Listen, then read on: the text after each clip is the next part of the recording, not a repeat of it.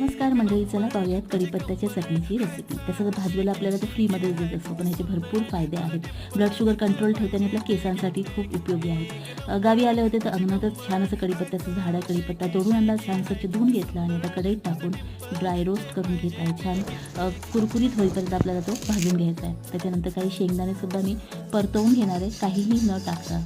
आणि त्याच्यानंतर खोबऱ्याचे काप, तुम्ही खोबऱ्याचा किसही घेऊ शकता.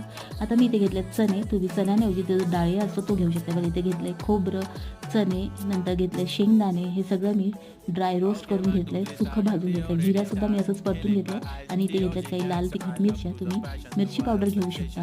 ॲड करणार आहे थोडीशी चिंच आंबटपणा आणण्यासाठी. आणि एक जर गोडवा आणायचा असेल तर तुम्ही थोडंसं गूळ पावडर ॲड करू शकता.